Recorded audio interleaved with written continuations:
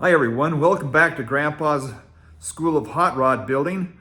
Yes, it's been a while since I last posted, and the reason why is because while I was waiting for the body to arrive from Ohio, I started a major home improvement project. And I wanted to get that finished before I really dived into the hot rod. What you'll see here looks like a big intrusion into my shop space. This is the underside of a flight of stairs that goes up to a media room and a fourth bedroom above the garage. These are the stairs. There used to be just a wall there. I gotta get some kind of artwork to put in there.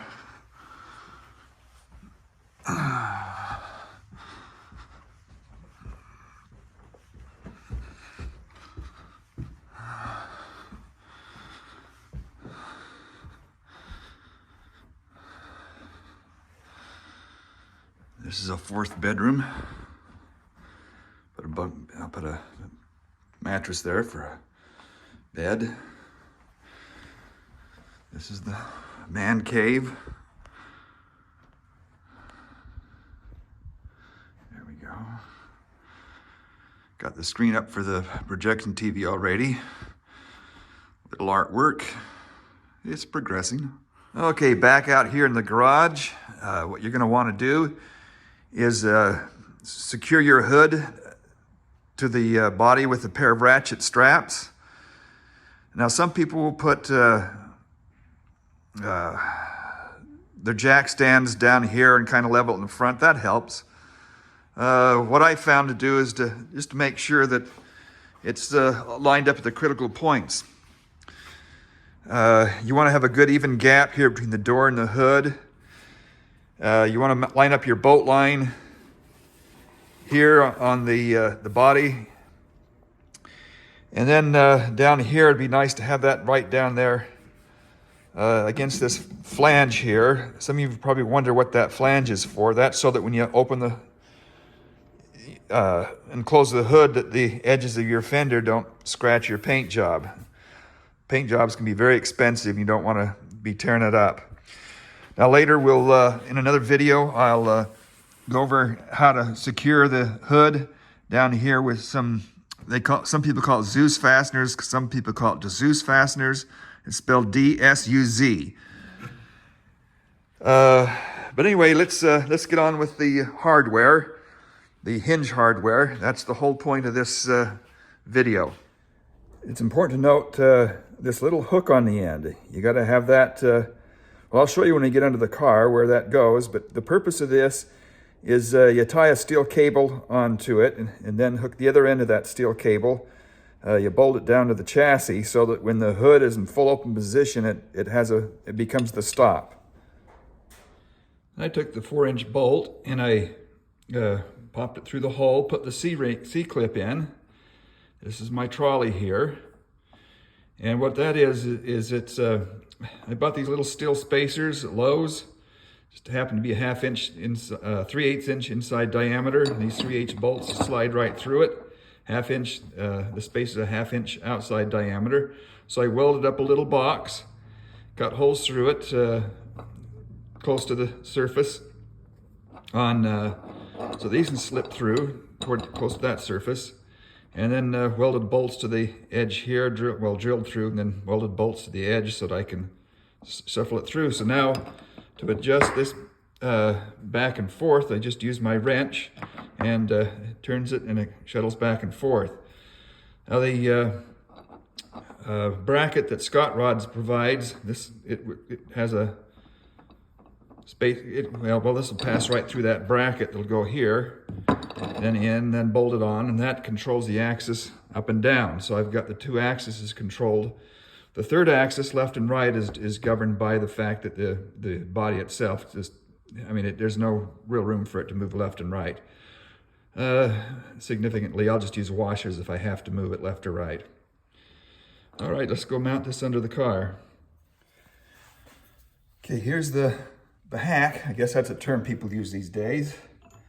You put the bolt through And you use a simple steel blade, for your reciprocating saw, right up there against that, and do a right-hand spin.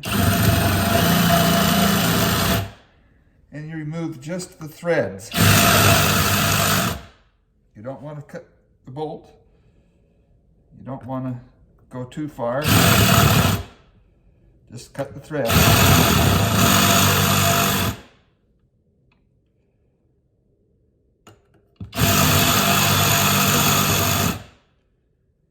There.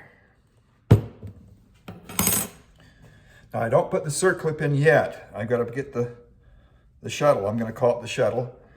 I'll put that in first, and then I'll put the C-clip, circlip, whatever you want to call it, right in there, and it snaps right in. Now, these are the bracket assemblies ready to go onto the car now. Now this is the part that's provided by Scott Rods. It's got this turnbuckle down here that's adjustable for adjusting the height of the hood. And these bolt holes here, there's a flange under the tilt hood this bolts to. And then I designed this bracket. It's the part that Scott Rods doesn't provide because every chassis is going to be a little bit different. There's even variations from S10 to S10. And so I designed this thing so that I can turn this bolt here, and that moves this piece back and forth, and that gives my axis this way or that way. So now I've got that gives me two axes, and I'll just use washers to control it in this axis. All right, let's go put it on. So you can see I've got the brackets attached now. There's these two bolts here. And the reason those are located there is because there were existing holes in the chassis there. A small one toward the front, and this one a little bit bigger toward the back. And so I designed the bracket with those two holes in it, and then shelling off to the side where I can now hook this piece through and put the vertical piece up in there.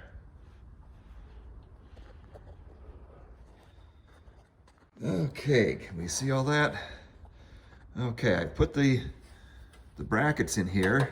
There's our vertical piece with the 4 holes in it. I've got a temporary fastener. Let's see if my finger will show up. Yeah, anyway, this temporary fastener here, clamp up here. Then that little hook is outside. Here's this rib member that's part of the structure. And it protrudes out a little bit so that I can put that hook in there.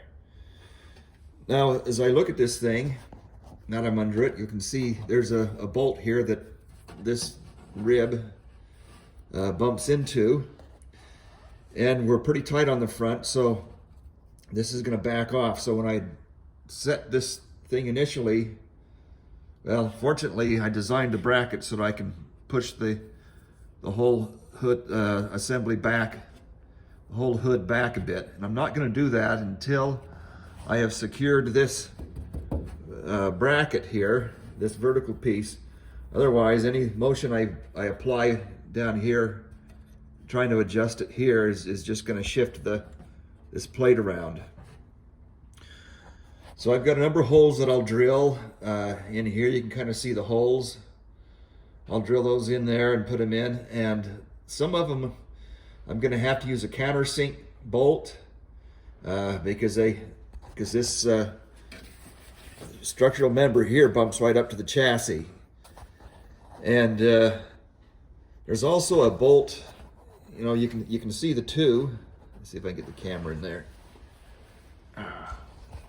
Yeah, you see those two bolts? Those hold the power steering unit on. And there's a third bolt. Now, once I have the Scott Rod bracket on the hood structure secured in place, I then removed the hood and put it over here on the sawhorses. And then I replaced this bolt here. I had to have this bolt out. This is part of the power steering unit. You can see, up here. That created an interference problem. So what I've had to do also on that little structural rib underneath the hood, I've had to cut a groove so that this bolt will clear as the hood tilts back and forth. I have the tilt hood off the car sitting on sawhorses. I'm underneath. This is the passenger side. You can see that this bracket, it extends a little bit, so I've got this hole for the cables so that when the things tilt forward furthest, the cable is taut. And I got the 2 bolts here.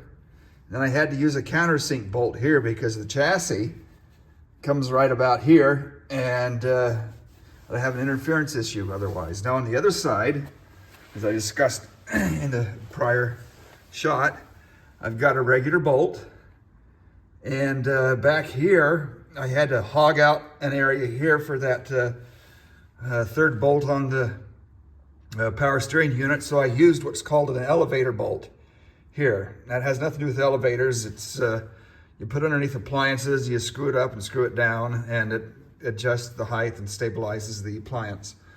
And then I, of course, used a countersink screw here as well. And of course, here's our piece sticking up.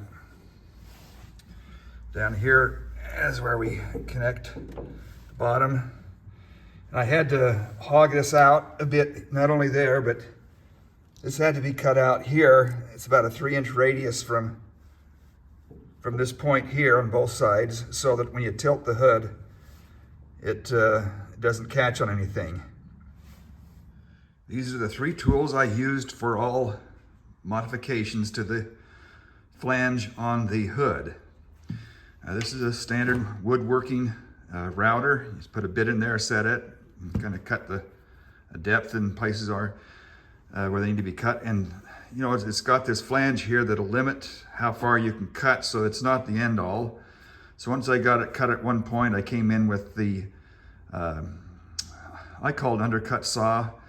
I hacked on that for a while. Then there's some other places where I just put the bit off the end of my milling machine. You know, it's a 1/2-inch bit, and I stuck it in my drill motor and ground away. Now here we get a good view of the finished product. This is the Scott Rod's flange. Here's a little piece on the end the cable hooks to, then ties back here into the chassis. This bolt is a standard bolt, hex bolt. This is my elevator bolt. It's flat on one side and it's back inside this groove. I had to cut this groove here. It kind of runs at an angle and down around there, and there's the head in there. That has to get around this bolt up here on the power steering unit. I also had to cut a little chop out of here so that I don't interfere with this bolt here. And without that, it would bump right up against it. And it seemed to be in place, but I wanted to give a little freedom. And then this is a countersink bolt. You'll see it on the other side, and that's so you don't hit here on the sidewall of the chassis. This is my custom end of the bracket here. This bolt down here, you can screw it back and forth. This is what I'll tighten it with so that it doesn't move on me now that I've got it set in place. And then you just bolt onto there.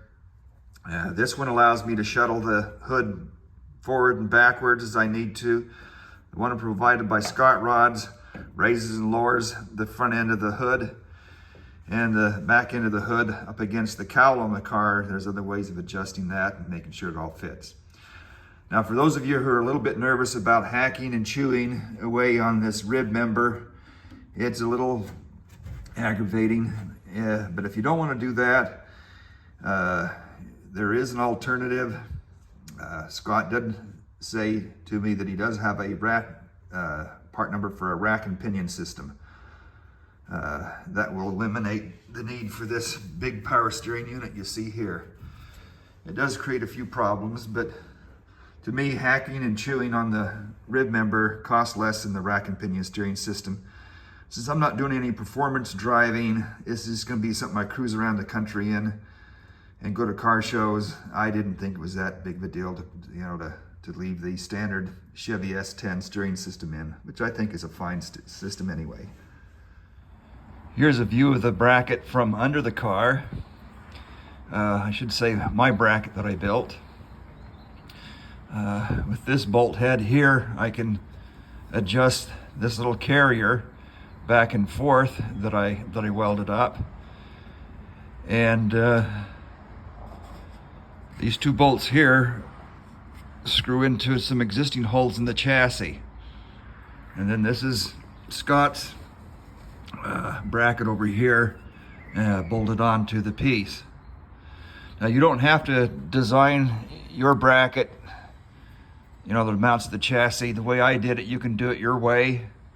This is how I figured how to do it. And, you know, from retrospect, probably could have been done simpler, but it works for me. You know, I'm satisfied with how it works and turns out.